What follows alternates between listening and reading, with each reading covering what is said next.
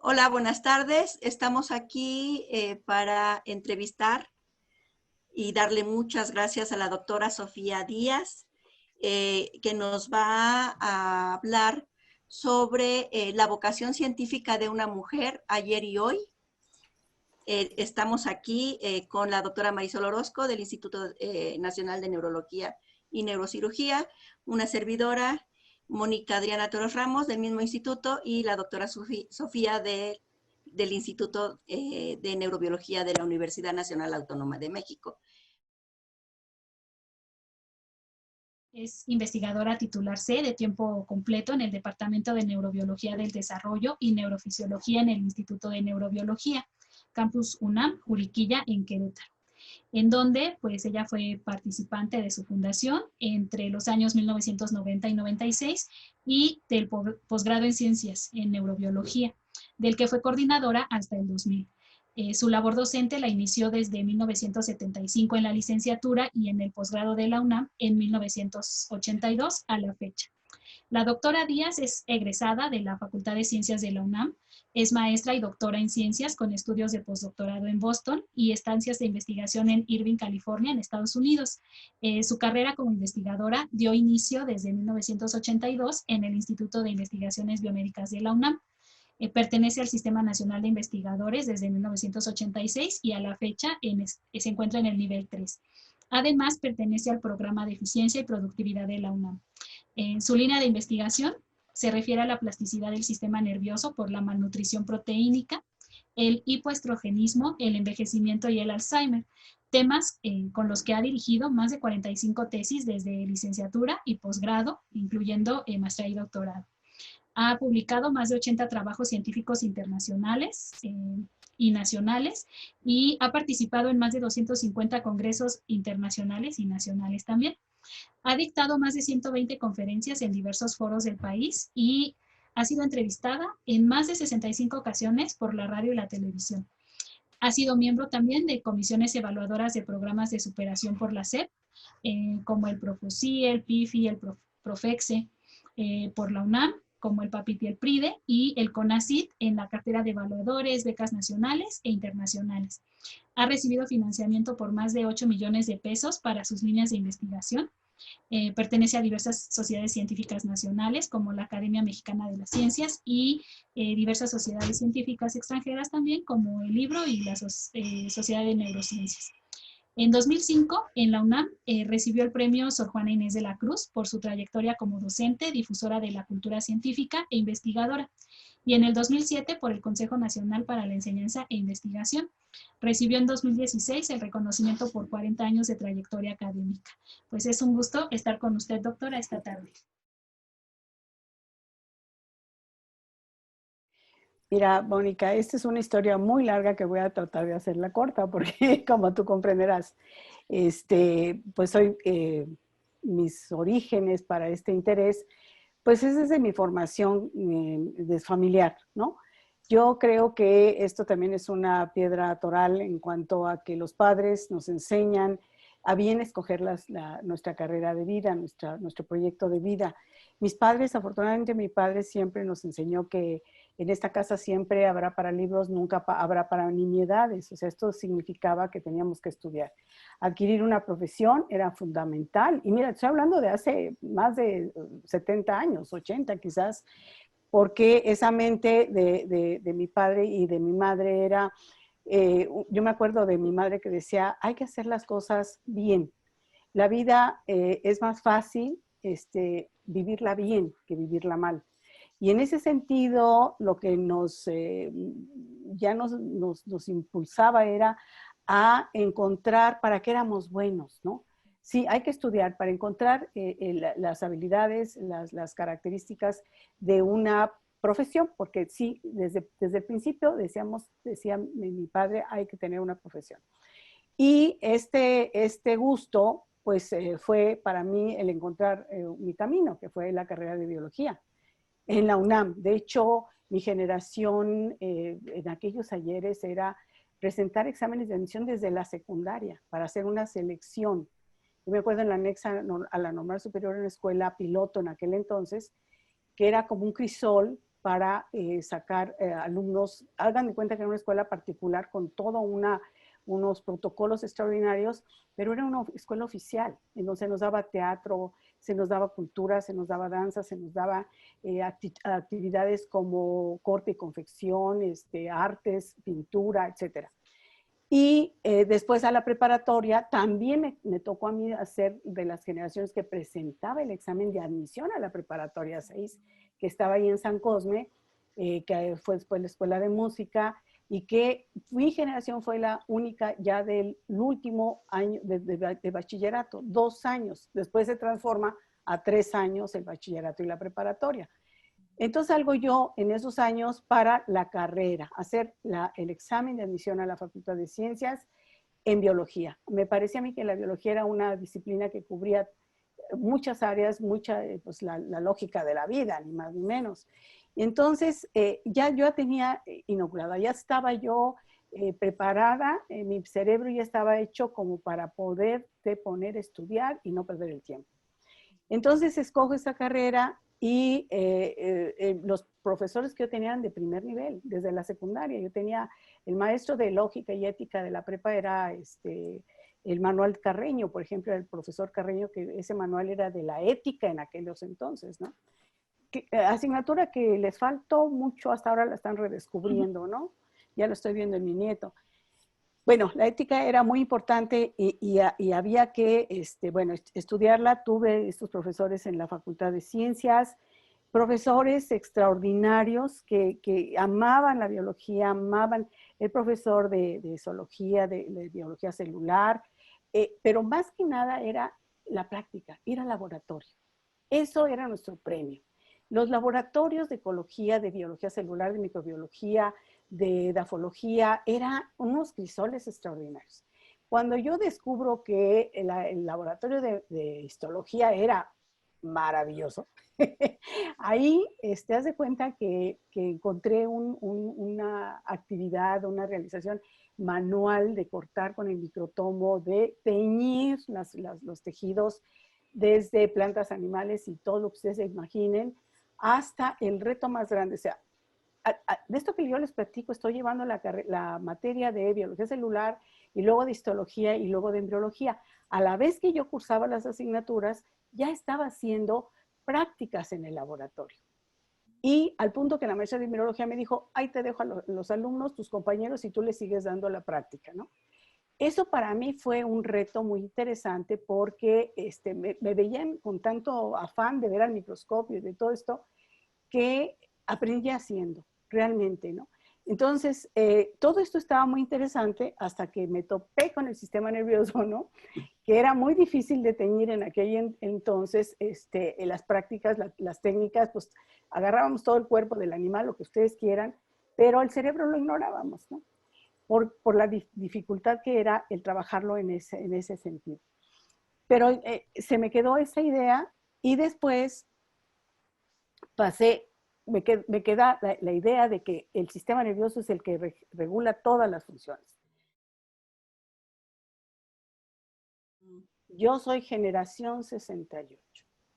Con esto, chicas, nada más les puedo yo decir que soy parte de esa ideología estudiantil que nos sacan del laboratorio y nos meten a estas interminables discusiones del pliego petitorio, de los derechos de los estudiantes, bueno, imagínense esa escenografía. Entonces, cuando la Facultad de Ciencias entra a paro, el rector en ese entonces era el doctor Chávez, dijo que Ciencias Políticas y Sociales esté en paro no me interesa. Está bien, son argüenderos los chamacos. Pero cuando la Facultad de Ciencias entró a paro, entonces dijo, ahora sí ya me preocupo. Porque nos sacaron, estábamos en esa facultad físicos, matemáticos, biólogos y actuarios. Era una, estábamos pegados a las clases. Y además mi generación era quizás una de las pocas en donde ya había un aforo de mujeres. Uh-huh. Ya habíamos más biólogas que hombres, biólogos en ese momento. Nos sacan de los laboratorios, ya olvídense, empezamos todo el problema del 68, duró mucho tiempo, vinieron todo lo que ya sabemos, que es terrible, el 2 de octubre no se olvida ni se olvidará jamás, mis compañeras varias desaparecidas, etcétera. También la cuestión emocional fue terrible, y al punto que teníamos que destruir las credenciales de estudiantes. Estaban intervenidos los teléfonos. Chicas, no saben, todavía se los platico tantos años después y me emociono, porque es un evento que nos marcó a toda nuestra generación. Entonces, esto, sin embargo, yo decía, bueno, tengo la capacidad de adaptarme, es porque tengo una formación que me dice que tengo que ser productivas, ser docente, sí, hacer cosas interesantes. Yo estuve dando clases en la normal para maestros, ahí yo les daba el laboratorio de biología y les daba yo para hacer plantas, hacer las histologías que yo había aprendido, se llevaban las preparaciones para las comunidades a donde iban los profesores, y era una cosa muy interesante porque encontré que la ciencia era haciéndola, era promoviéndola, era también estructurándola, ¿no? Y bueno, la histología pues, me dio ese bagaje en el colegio de la normal para maestros, que era una escuela de monjas, por cierto, las monjas pues me seguían mucho y me decían que me querían como profesora todo el tiempo ahí. Me organizaban excursiones en donde yo llevaba 5 autobuses al desierto de los Leones a colectar muestras, ¿no? Y eso era un premio, y porque hacíamos herbarios y en fin. Una época en la que yo era la más chiquita de todos ellos, o sea, en edad y en tamaño, porque sigo siendo chiquita, ¿verdad?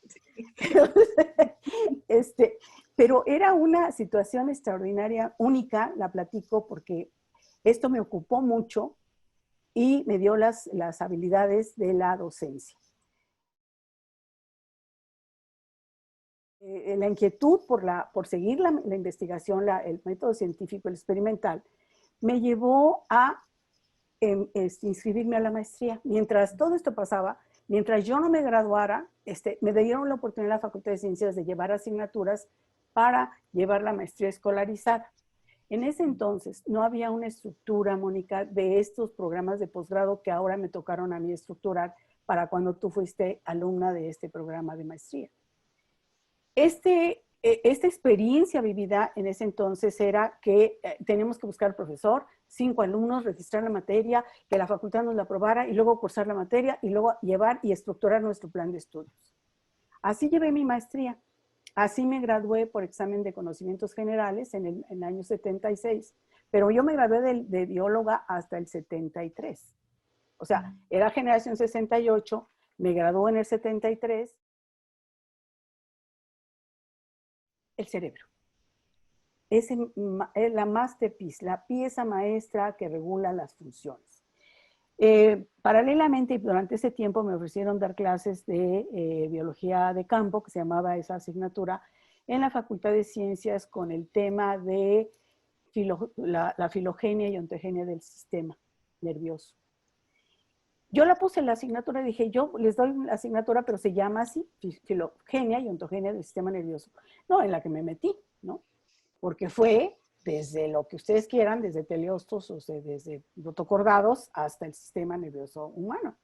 Ahí aprendí mucho y supe que no era fácil, ¿no? Era una situación extraordinariamente, porque además hacíamos los ejemplares, además teníamos las prácticas, además sacábamos los sistemas, además los preparábamos y les sacábamos, y ahí fue donde me di cuenta que hacer preparaciones de histología del sistema nervioso era muy difícil. Nuestro cerebro se ha organizado de tal manera que cuando fuimos concebidos por amor. Eso es un principio absoluto de que nuestras conexiones neuronales estuvieron en tiempo y forma y que nacimos por parto natural. El trabajo que hace el individuo, el feto, para salir es un trabajo tan extraordinario como fortalecer sus pulmones y su sistema inmunológico.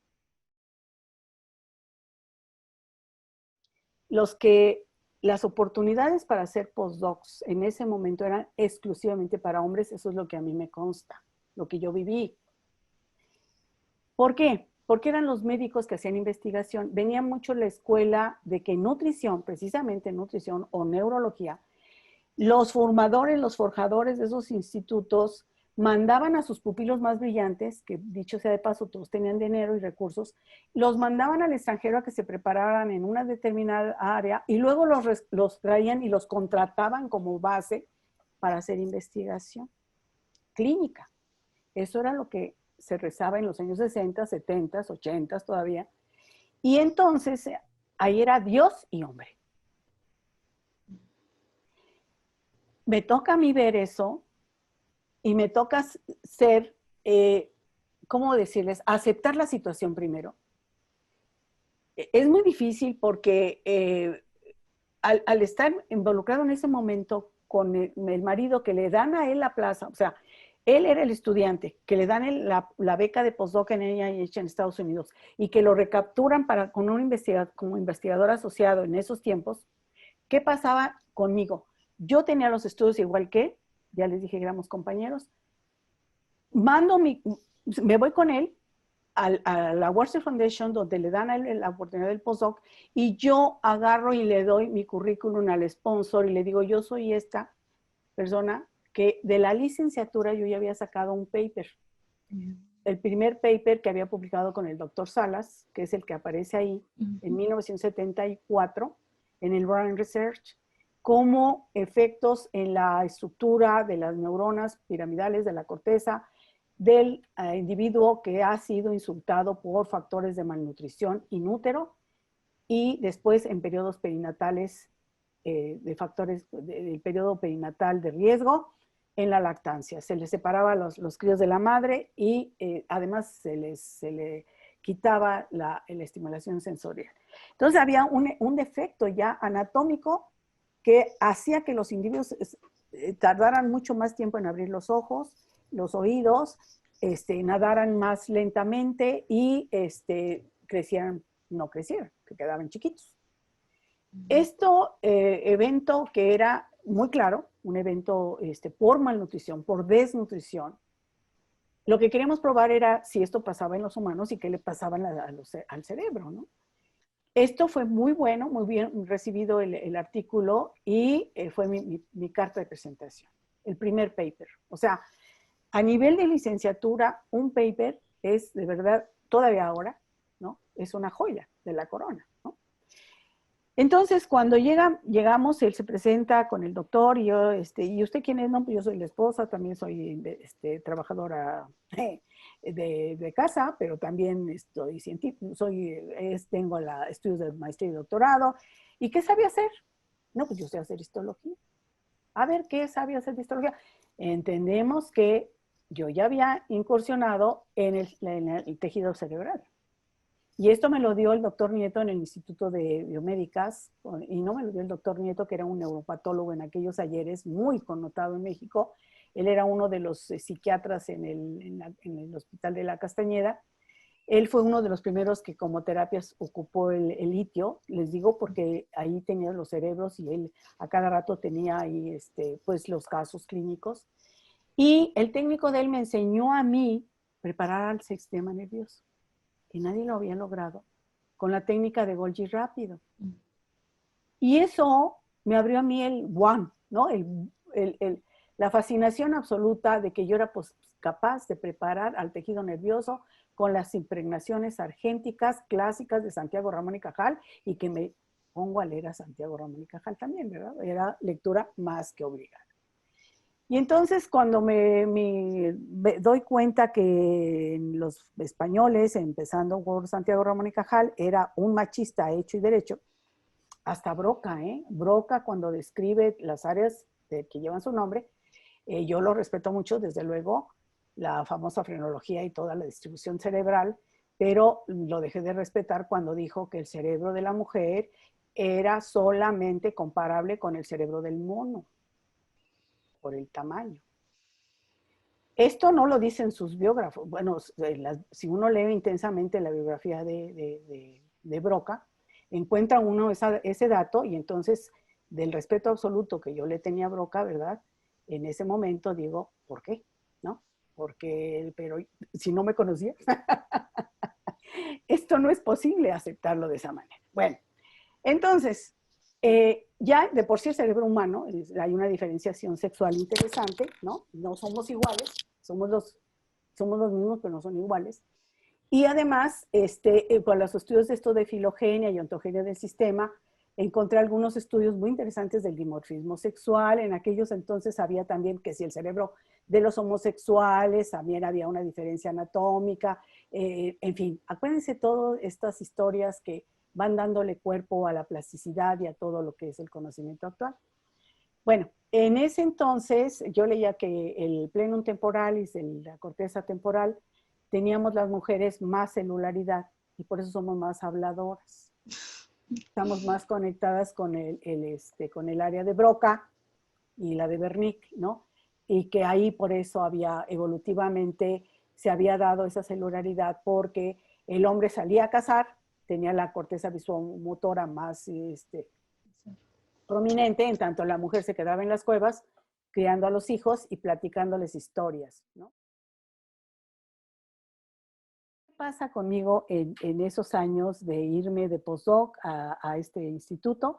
Bueno, pues el doctor mi marido ya llevaba su beca y yo no llevaba nada. Yo nada más iba con mi currículum y con el paper publicado. Entonces me dicen, a ver, nos interesa la histología.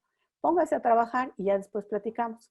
Me pusieron a trabajar 3 meses hasta que le saqué el tejido de las ratas malnutridas que hacíamos con el Protein Project, que era una dieta con 6% nada más de caseína, porque si les poníamos menos se morían y si les poníamos más, pues no era el modelo. Entonces quedamos en 8% de caseína y entonces hicimos varios estudios. A los 3 meses me dijeron, qué bonito, se ve bien lo que está haciendo. Bueno, escríbase un proyecto y a ver dónde la metemos. No, hombre. Para esto debo de decir, y en honor a la verdad, que yo el inglés no lo dominaba, ¿verdad? Entonces me puse a hacer el proyecto, mi marido León me ayudó mucho y al año yo ya tenía resultados, ya te estábamos publicando. Me lograron dar, el nombramiento que me dieron fue primero de asistente, de investigador, porque no tenía yo el doctorado en las manos. Y me pagaban de los grants, los completaban, pero ¿qué creen?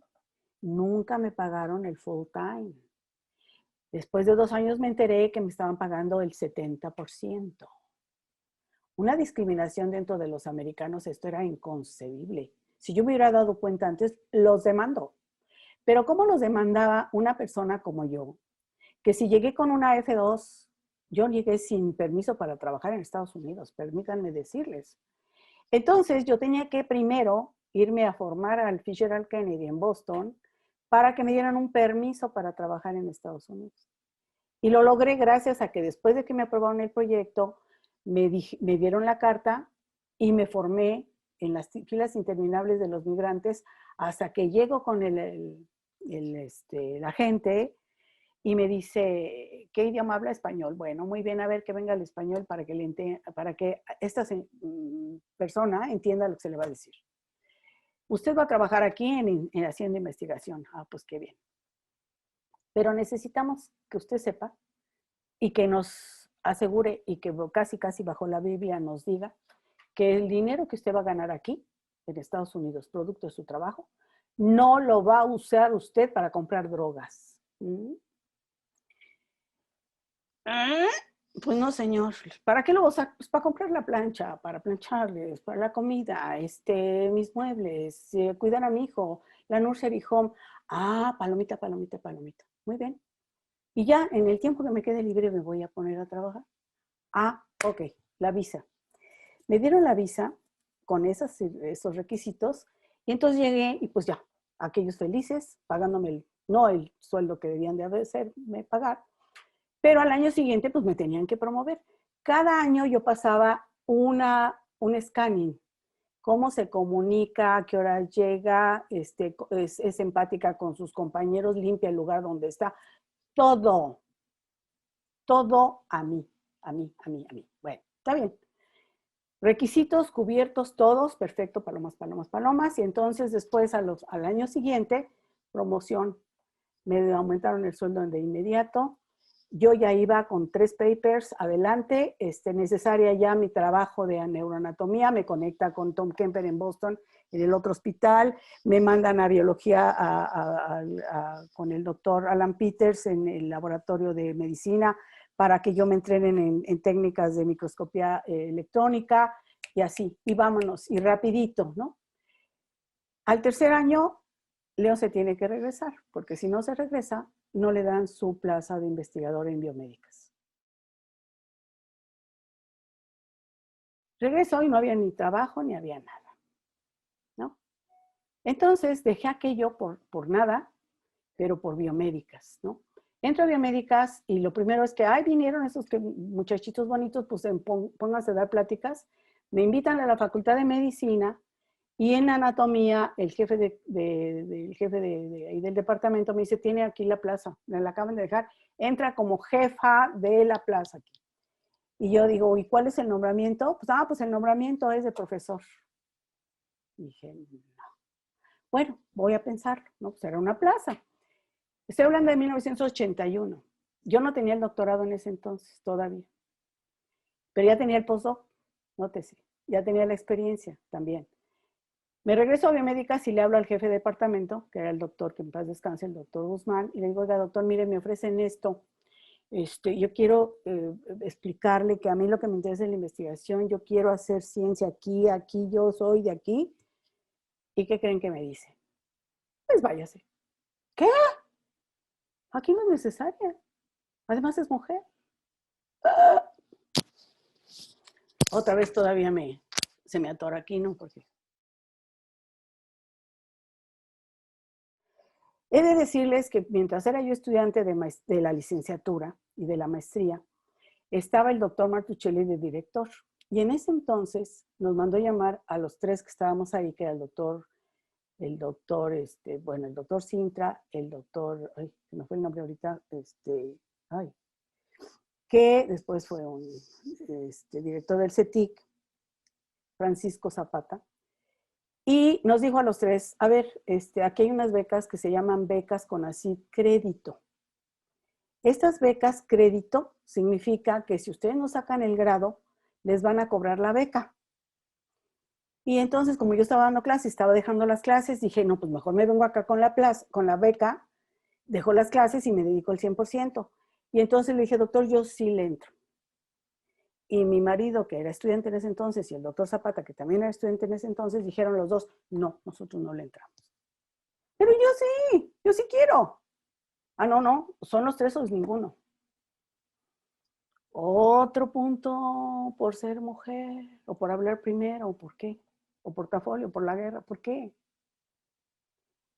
Todas estas anécdotas que les platico son porque me van formando, me van armando la idea de que puedo ser. Quiero ser y me va a costar ser. Entonces, iba yo sola, porque además mi marido, lo que él quería era que yo me quedara de asociada con él o como su técnico académico, además. De tal manera que cuando en el 85 yo ya tenía currículum, ya pude entrar a competir con los demás, ya me habían dado un nombramiento de investigador asociado al grupo del doctor Sintra. El doctor Sintra me dijo, ya, pues ya te tengo aquí, a todo dar, eres mi asociado. Pues no, en el 85 se mueven, se hace una gemación de otros investigadores del departamento y se va el doctor Pacheco a Tlaxcala y deja su laboratorio y me manda a llamar y dice, Sofía, ahí está el laboratorio para usted. Dije, pues con permiso, agarro mis chivas y me voy. Y mis chivas eran un microscopio y pues nada más, porque lo demás lo había traído de Boston, de histología, tenía un microtomo que me habían prestado y bueno, en fin, armé el laboratorio me fui al departamento de bajas, donde va todo lo que se lleva a la UNAM, y de ahí empecé a armar escritorios y lo que se puede imaginar. Entonces era un híbrido ahí, mi laboratorio muy curioso. Luego empieza el proyecto de venirnos para acá en el 88.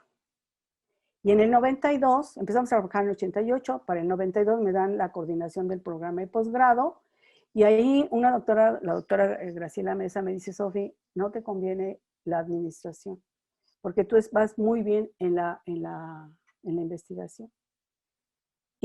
Pero esas cosas que no sabe uno por qué la vida te llama a un lado y no puedes realizarte en el otro, ¿y por qué no lo podía hacer? Porque no tenía recursos, porque había yo metido proyectos a CONACYT y no me los habían aprobado. Y por ser mujer. Eso solo ustedes lo saben. Bueno, seguí adelante y en ese momento me manda a llamar, al otro día que me nombraron coordinadora del programa de posgrado de Ciencias Fisiológicas, Mónica, al otro día, no sé si esto te los he platicado, porque verdaderamente, de verdad, los señores hombres investigadores me han dado unas lecciones de vida extraordinarias. Me manda a llamar la secretaria, dice, doctora, le habla el doctor, el director, que era Librador Ortiz, la quiere en la oficina. Ahí voy para arriba, ¿no? Dije, ay, qué bueno. Me va a decir que me quede en la oficina del programa de posgrado y me va a apoyar y a todo dar. Vamos a sacar este programa adelante. Sí, me dijo, siéntese ahí. Sí, doctor, dígame. Ya supe. Felicidades por el nombramiento de coordinadora. Ahí en la terna habíamos estado el doctor Sintra, el doctor Aramburu y yo. Y me nombraron a mí. Entonces, ya es usted coordinador del programa de posgrado, pues felicidades. Y siéntese ahí para decirle yo a usted que si sabe contar, conmigo no cuente. Porque ese programa de posgrado se tiene que acabar. Ustedes están muy elocuentes haciendo un programa de formación del instituto, pues entonces tendrán que formar su propio posgrado y este programa de ciencias fisiológicas que está anexo a la UACPI, que es la unidad de los ciclos profesional y posgrado de la UNAM, esto no va a continuar. Hagan de cuenta que aparte del chapuzón de agua fría que me dio, salí de ahí diciendo, pues no, salí directo al CCH con el coordinador que me había nombrado y le dije, pasa esto en biomédicas. Y dijo, no, ese programa de posgrado tiene un consejo técnico que es del CCH. Se ha logrado salvar porque está vinculado con institutos de salud.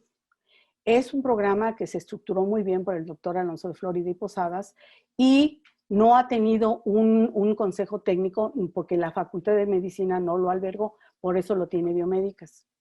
Y ese es el conflicto que hay. Pero entonces, mandó a llamar a los tres principales y dijo, esto es lo que está pasando por el programa, quiero que por favor apoyen a la doctora en todo lo posible. El director era Pablo Ruiz Nápoles, el doctor Reinaga y el mismo coordinador que me apoyaban. Y entonces dije, ¿cómo va? Y el programa de Ciencias Fisiológicas, Mónica, se salvó por el esfuerzo que le puse y le dediqué el tiempo completo a ese programa de posgrado. Obviamente, el que a dos amos sirve.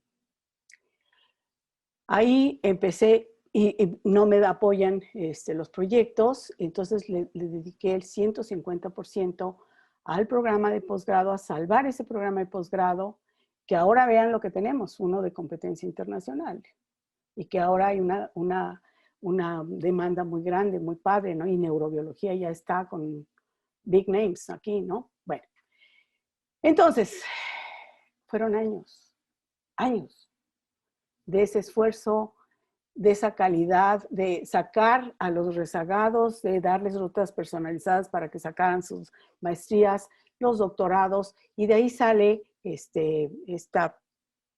varias, ¿cómo se llama? Las que están en neurología y en nutrición, que ahora son pues premios nacionales, investigadores SNI3, etcétera, etcétera. Fue un crisol de la vinculación para lo que ahora le llamamos pomposamente la investigación translacional.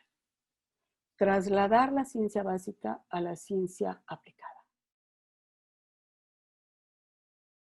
Pero también tengo amigos, buenos amigos, en donde, por ejemplo, me decía el doctor Tapia o el doctor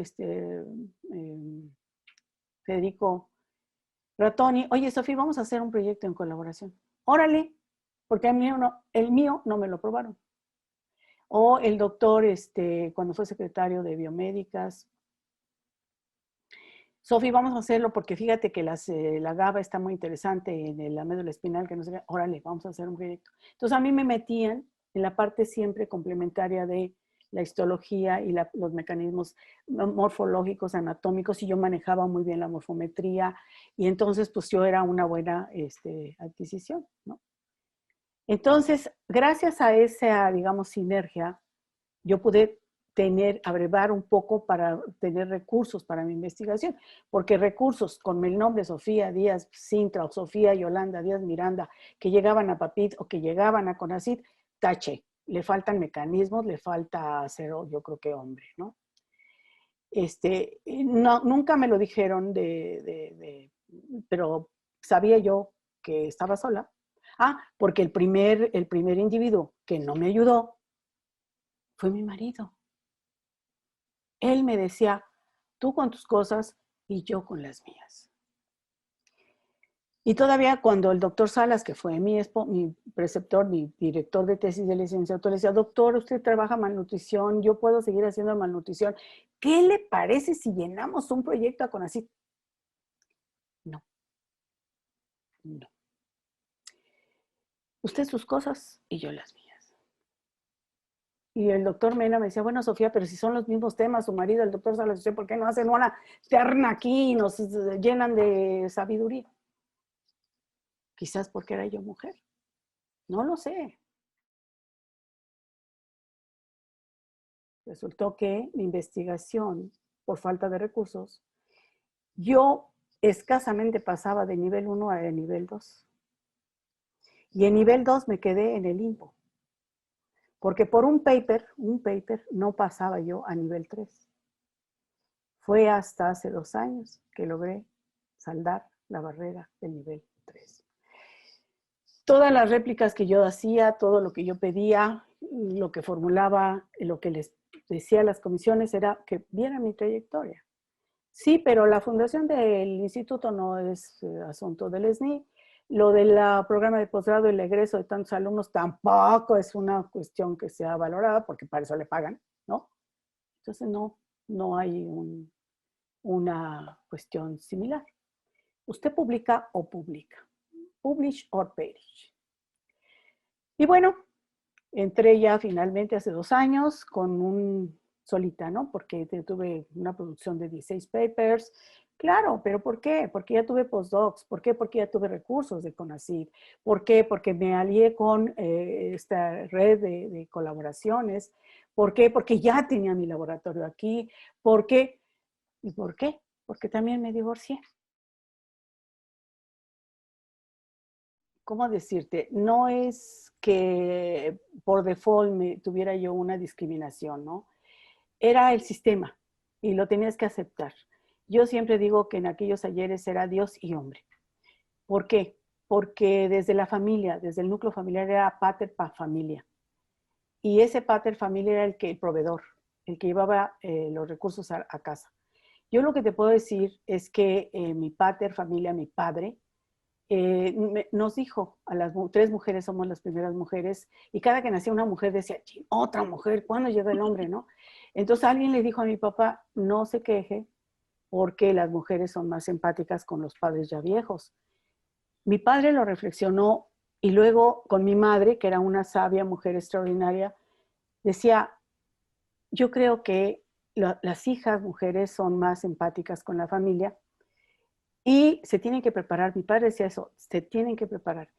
Y entre los dos nos afirmaban la frase, tienes que tener una carrera como mujer para que te puedas mantener por ti misma, porque sería muy duro, muy difícil aceptar que alguien te maltratara porque te mantenga. Uh-huh. Ese pensamiento que en los años 50 era ley de vida, a mí me la transmitieron muy claramente. Él nos lo platicaba después, ya muchos años después, en esas vivencias, ¿no? Entonces, para él era un orgullo, y bueno, y el hermano mayor de él, en la Militarizada México, fue director de la Militarizada, director de la primaria por muchísimos años. De hecho, Echeverría le daba la medalla al mérito por 50 años en el magisterio. Entonces, imagínense que con esas imágenes, con esas digamos, vivencias, que eran lo que había en ese entonces, pues no quedaba más que nosotros supiéramos adelante, saliéramos adelante. Pero sí sabíamos que era Dios y hombre. Que las leyes las regulaban y las mandaban y los hombres. En ese sentido, entonces, aceptando la situación, pues uno podía entenderlas y adaptarte. Entonces, en ese tiempo, yo, si me preguntas en el ámbito académico, ¿qué era lo que yo no pude hacer? Pues el no haber tenido los recursos, porque no había una empatía en cuanto a que la mujer era madre, esposa y tenía que hacer de comer. Y entonces, eso no existía. Ahora a ustedes se les da un año de embarazo, de chance, de no publicar. ¿Eso quién lo logró? Yo no creo que los hayan logrado los señores. Lo lograron las mujeres que llegaron a ESNI, a las comisiones y dijeron, momento, ¿no? Somos los mismos, pero no somos iguales. Y entonces, ese sentimiento de conciencia, de darle el valor a la mujer, es bien importante, pero también es importante aceptar la realidad. Y entonces, pues la realidad mía era que las comisiones que me evaluaban eran de hombres. El SNI estaba formado por hombres, hasta que no llega esta tabueña y entonces ya se le da esto. Y ahora empieza que ya el balance, ¿no? La crítica que a mí me hacían y me siguen haciendo algunos de mis no tan amables personas, es que hago muchas colaboraciones, por un lado. Y por otro lado, que no veo mecanismos biomoleculares, que no voy a la esencia de la molécula, ¿sí? Y que además, otra, ¿no? Y eso sí, lo siento discriminatorio y discriminativo y lo que le quieran poner, los adjetivos que quieran, que aquí uno de los requisitos es la proyección internacional. Si la doctora Sofía Díaz no la han invitado a dar una conferencia a nivel internacional, es que su investigación no está a primer nivel. Perdónenme, pero aquí sí no puedo aceptar que no nos reconozcamos primero académicamente entre nosotros. Las peores, hace rato comentábamos que las peores enemigas somos las propias mujeres, que se han empoderado de una manera o de la otra, o como sea, pero que no hay una empatía, ¿sí? De un reconocimiento entre pares mujeres. Yo admiro a la doctora Marta Pérez Arizmendi porque ella es una de las promotoras de este reconocimiento a la mujer. Y yo me acuerdo de Marta, que en la Sociedad de Neuroscience, en el 92, andaba con su campaña. Oigan, chicas, hay que unirnos porque miren, vean la cantidad, somos 30 y tantos mil científicos internacionales y el 80% son hombres y los carteles nos los dejan de las mujeres al final, o porque ella andaba haciendo ya una labor de despierten, pónganse las pilas, hay que ayudarnos. Y yo veía a Marta y decía, Marta, pero no pierdes mucho tiempo. Era mi preocupación con Marta en ese entonces. O sea, es que estamos primero como que sobreviviendo, ¿no? Como que apenas haciendo presencia. Y tú todavía quieres que esa presencia se valore. O sea, vamos por partes. O sea, vamos primero en ese camino. Y ella tiene 35 años haciendo esa labor. Que mis respetos de Marta, ahorita que veo todo lo que está haciendo, wow. Y como ella, les digo Marta porque me consta, pero las demás también son dignas de halago, dignas de verdad de apoyarlas, ¿sí? Entonces, esta cuestión unida a la academia es que nuestro trabajo vale y como que no lo sabemos vender. Ya cuando Claudia, que quería hacer mi postdoc, que ahora ya está de titular y que me parece perfecto y maravilloso, que nos unimos y que hacemos los proyectos y que nos los aprueban y que estamos al pie del cañón y que hacemos ediciones y que esto y que lo otro, se fructifica el apoyo cuando hay el interés. Sofi, ¿qué te parece si tú revisas tantos artículos y hacemos la edición? Me ofrecieron esto, pero lo buscó y lo encontró. Sí, ahora le apoyamos. No sé cuándo ni de dónde voy a sacar el tiempo, pero lo logra. Entonces, créanme, otra frase muy célebre de mi madre. Decía, hijos, una mano lava la otra, pero las dos lavan la cara.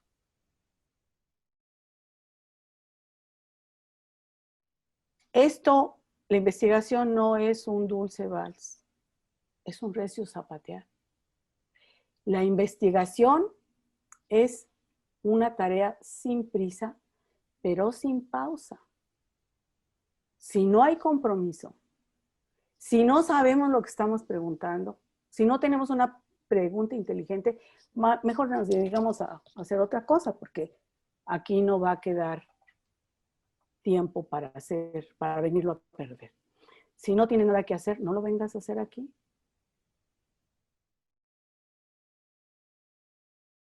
Muy bien, muchísimas gracias. Solo falta pues agradecerte a ti y a todas las mujeres que nos han abierto este camino.